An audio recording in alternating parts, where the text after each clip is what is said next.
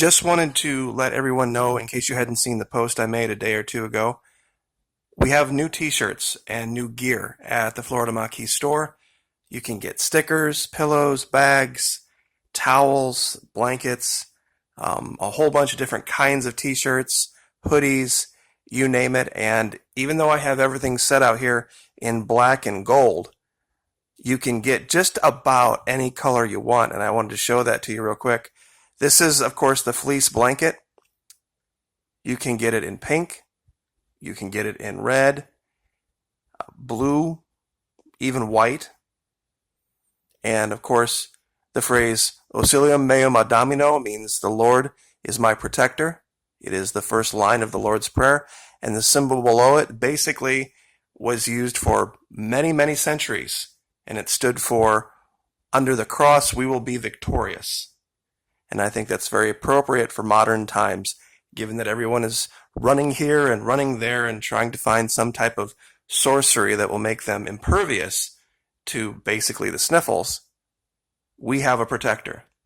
And if you want a shirt that says that or some other gear that says that, please don't hesitate. I have the prices set as low as Teespring will allow me to set them.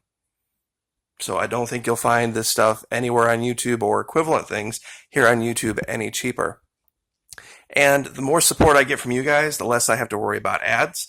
The less I have to worry about ads, the more gloves off I can be. If it was up to me, I would rely solely on you guys and we would say anything we want here. But unfortunately, that's not the case as it stands right now. But, you know, if you guys want to step up and help out, that would be great. We could definitely get a lot more done. Now, part 2. I have brought up 6 different distinct maps of Antarctica, and each has its own uniqueness to it in the way that it shows the continent. Earlier today, I had put up a video showing Mound Key in Florida, where there's this area that has been strangely cleared away, and the shape is unmistakable. The people that lived there hundreds of years ago were very different, very distinct from other North Americans, other Native Americans. That they had, one of the things that they had were these fish, not necessarily traps, but these channels that they had built, where fish would swim in, and they would basically do fish farming, which for the 1400s and 1500s was just unheard of on the scale that they did it. And the Spanish were dumbfounded by these people. They were called the Calusa. Now, one of the most important distinct features of modern Antarctica, now that we've been able to look below the ice, is right here. Here's the peninsula that goes up towards South America.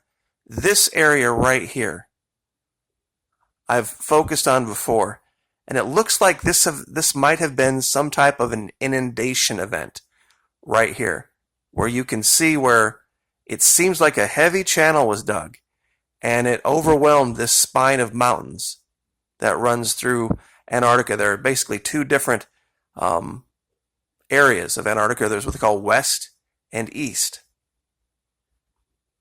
Now, this map shows, it's a representation of what Antarctica would have looked like had there been no ice. See, the ice is very heavy, and so it's compressed it. If the ice were to ever leave, of course, the land would rebound. It would be very different than this. But once again, we see the same thing here, that there was a bay here. And had this been the case, this more than likely would have been where there might have likely been a city, just like here in North America and around the world. Buenos Aires is located in this bay, this huge bay, natural bay in South America. New York, all of your major cities around the world are located in places like this. And it's very strange. And we'll look at one more of these up close.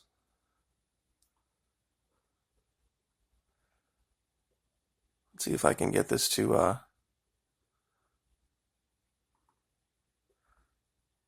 apparently this one doesn't want to maximize out, so I guess we won't be looking at that.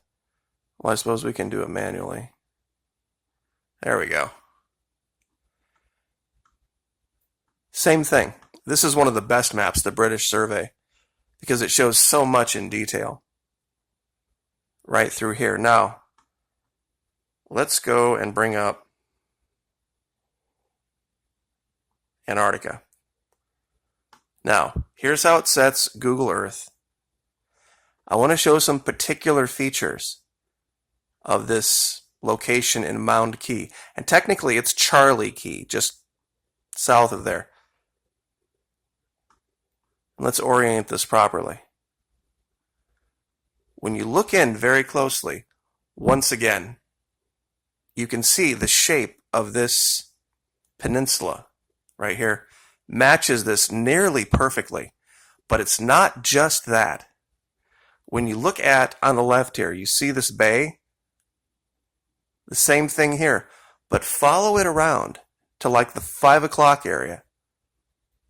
And what do you see? Somehow the trees start to grow in a little bit. The same thing here. And all the way around, you see little bays? Same thing over here.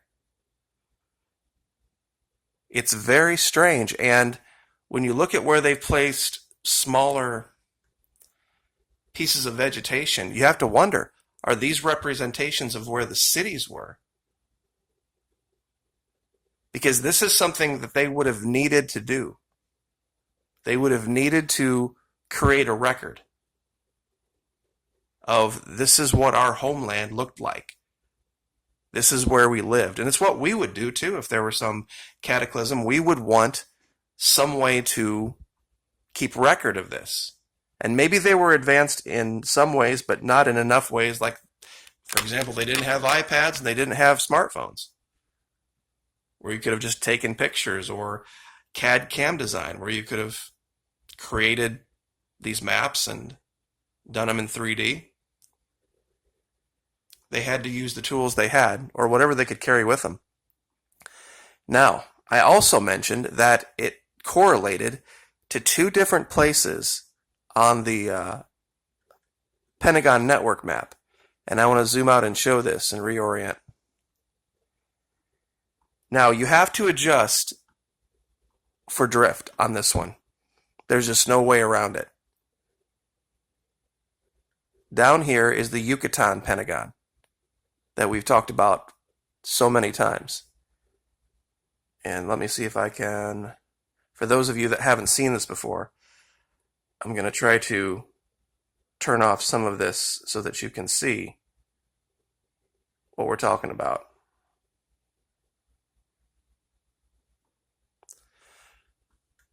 Okay. Do you see this faint outline in 5 sides right here? Very, very strange that the trees would just grow that way. But when we outline it and we correlate it with other places, we find something very strange. One of those places is Mound Key. Now, does it go right through it? It does not. It comes very, very close to it. But it does go directly through Bonita Springs, which is pretty much right there. And that line goes straight through, and it intercepts this place called the Flemish Seamount that we'd found. And it also has this very strange raised 5-sided pentagon shape to it. It continues on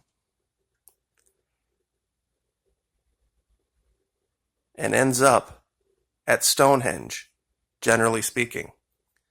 Let me see if I can get a better picture here. There we go. So this is the correlation. A lot of these sites that I found are off just by a matter of a couple of tenths of a degree, which is what that is. And when we look at the network as a whole, especially the northern network, it is virtually intact. There is another location that I have been looking for a long time. Out here under the ice in Greenland, there's something. Right here. Because there is a third line that goes through this, and it starts down here. At the Yucatan, there's a line that's missing, and I think you can see it. It would go right through here, it would cut right through there, and it would end up way out here in India. I haven't found the locations for that yet, but I'm still looking. But all of these do tie back to Antarctica and to the Stargate. This was one of those locations that I wasn't really sure about when I first found it, but now, given how it correlates to everything else, I think Stargate, the series, just got something right. And somebody was trying to show us something that they couldn't tell us outright about. It was this gate. Now, also, I don't know how anyone, and I keep showing this over and over again, and people say you're seeing things. You know, maybe I am. I don't know, but I see a sickle and a hooded figure here.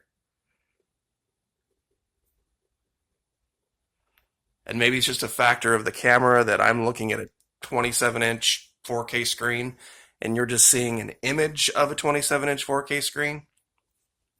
But you can download Google Earth Pro for yourself. And I wanted to say that because you could send somebody to Antarctica, and they could take all sorts of video and all sorts of pictures.